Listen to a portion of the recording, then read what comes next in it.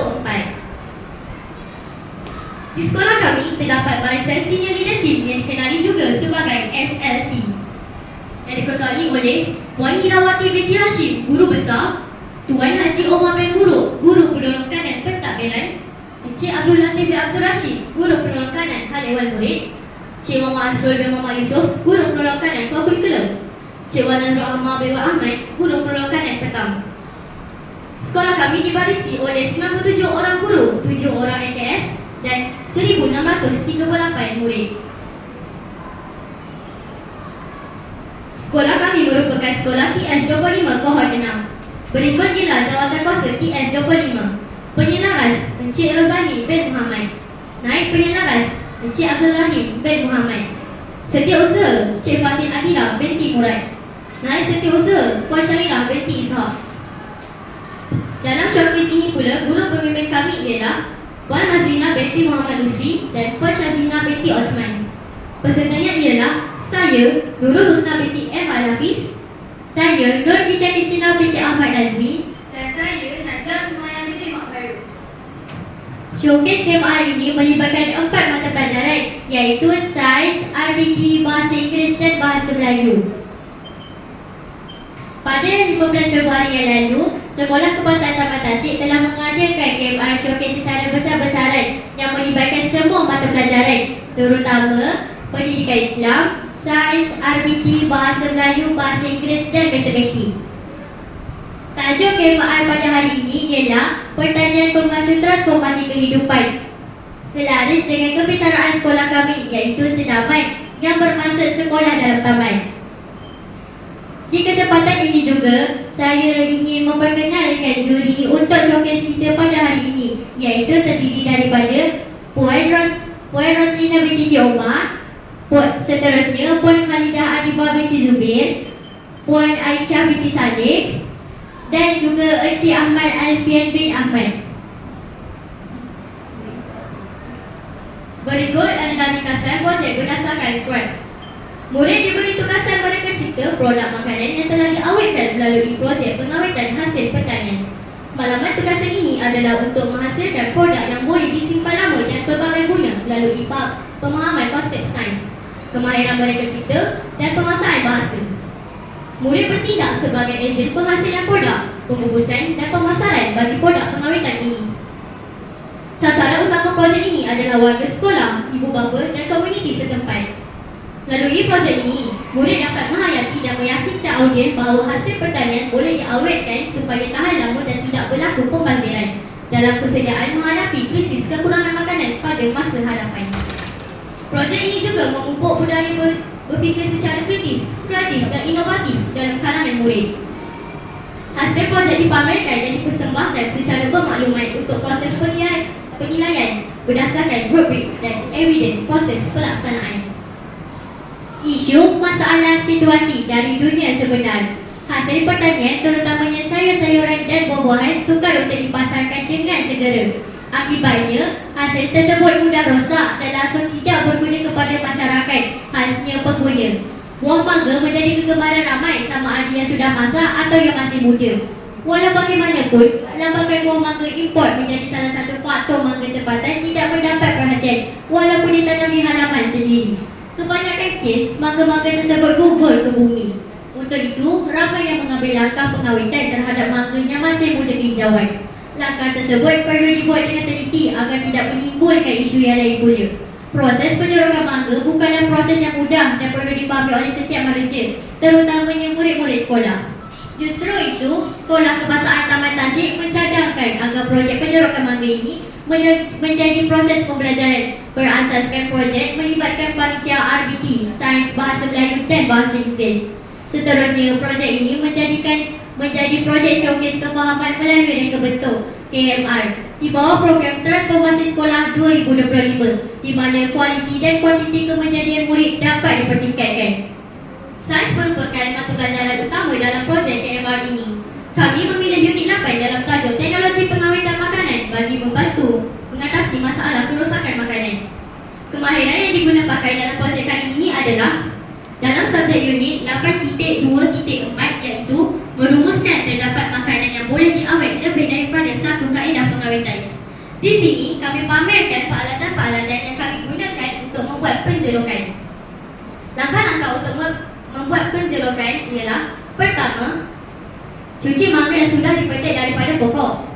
Kedua, potong buah mangga mengikut saiz yang ditetapkan. Ketiga, basuh semula mangga yang sudah dipotong dan tapiskan. Keempat, masukkan mangga yang sudah ditapiskan tadi ke dalam besen dan masukkan larutan air dengan garam. Rendamkan semalaman. Selepas semalaman, buang air larutan garam dan tukarkannya dengan larutan air dengan gula. Biarkan semalaman. Selepas semalaman, mangga sudah siap untuk dimakan. Dan inilah hasilnya.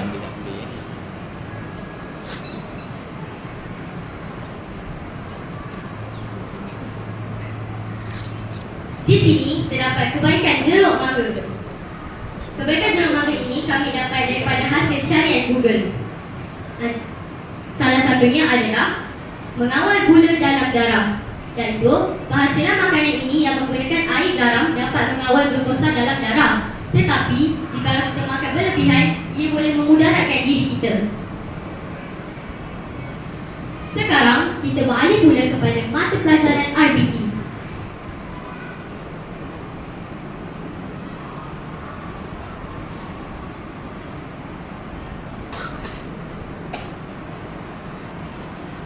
Bagi mata pelajaran RBT, standard kandungan ialah 4.1, iaitu reka bentuk pembungkusan produk. Di sini terdapat reka bentuk pembungkusan. Yang pertama ialah kaedah menyimpan dan melindungi suatu barang daripada rosak dan tercemar. Yang kedua, pembungkusan ini bergantung kepada jenis barangan yang ingin dibungkus.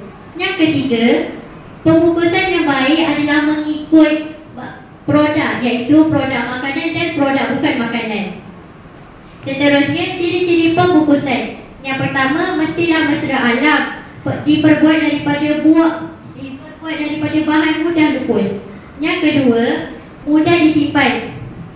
Yang ketiga, maklumat pelan-pelan. Yang keempat, kekal kualiti. Dan yang kelima, mesra pengguna. Seterusnya, kepentingan reka bentuk pembungkusan. Yang pertama, mengelakkan produk daripada tercemar. Yang kedua, melindungi mutu dan fizikal produk. Yang ketiga, mengawal keselamatan produk. Dan yang keempat, menyampaikan maklumat tentang produk. Di sini terdapat 5 contoh pembungkusan. Pembungkusan pertama, bekas kedap udara berkaca. Pembungkusan kedua, bekas berkaca. Pembungkusan ketiga, bekas plastik. Pembungkusan keempat, cawan kertas. Pembungkusan kelima, plastik. Di sini terdapat cara-cara untuk membuat pembungkusan yang keempat. Pertama, kita memerlukan cawan kertas. Kedua, kita memerlukan bahan yang ingin dibungkus. Ketiga, kita memerlukan gunting. Dan yang keempat, kita memerlukan stapler. Pertama, ambil cawan kertas dan lepaskannya.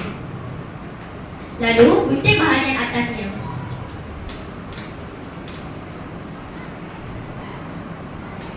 Dan yang kedua, masukkan bahan yang ingin dibungkus.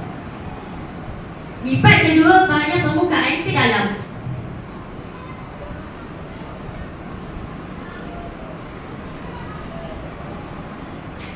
Selepas itu, masukkan lepian potongan tadi dan staplerkan.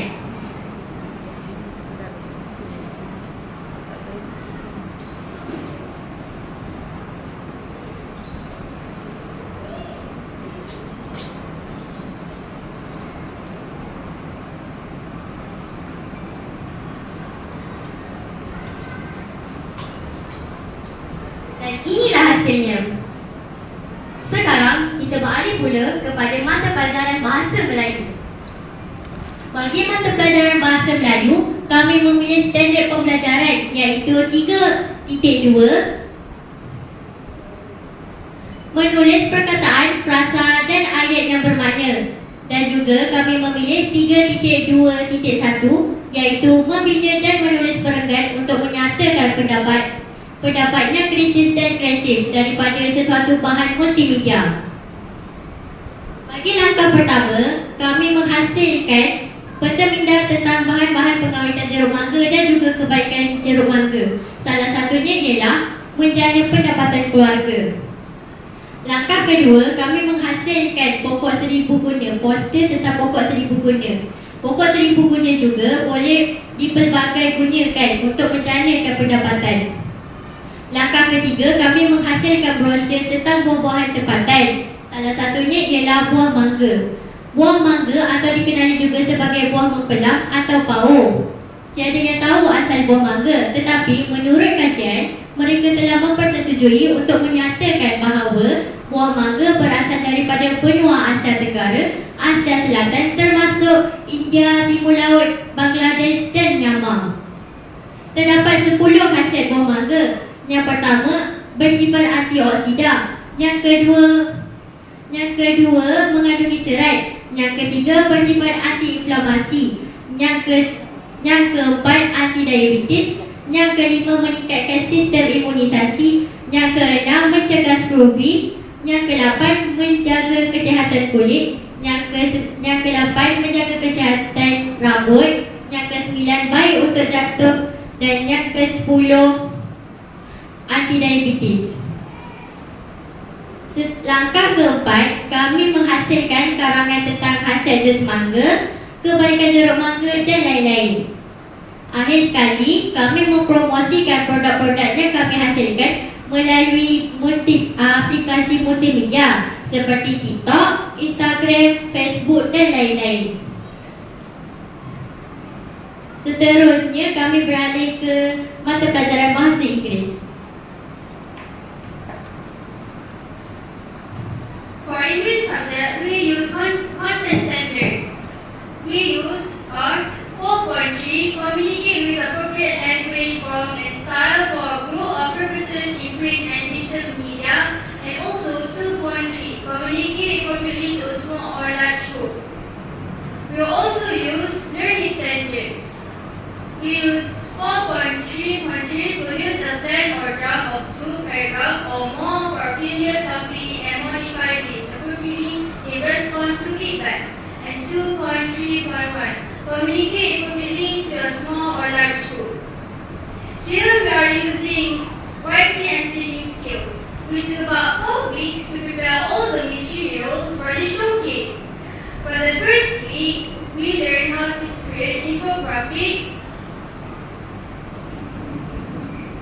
For the first week, we searched for information and learned how to make infographic. For the second week, we learned how to create a flow chart using the keywords. For example, like firstly, secondly, next, then, after that, and finally. For the third week, we create a creative video. For the third week, we create a creative video on how to make the mango pickles.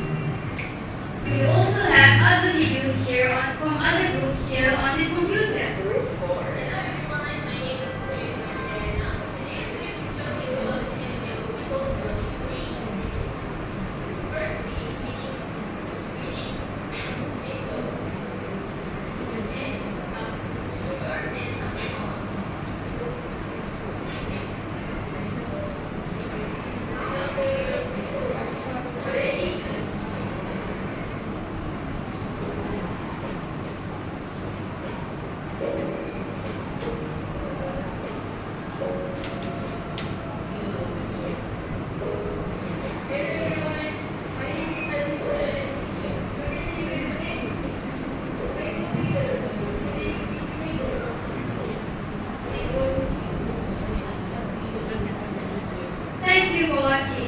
Finally, on the fourth week, we learned how to make an article. We really enjoy how to make the Lego pictures, and we're satisfied in making this. Throughout the learning process, we have learned many new vocabulary, and within 4 weeks, we have really learned the step by step until we can make a proper articles. Thanks and thank you for your time.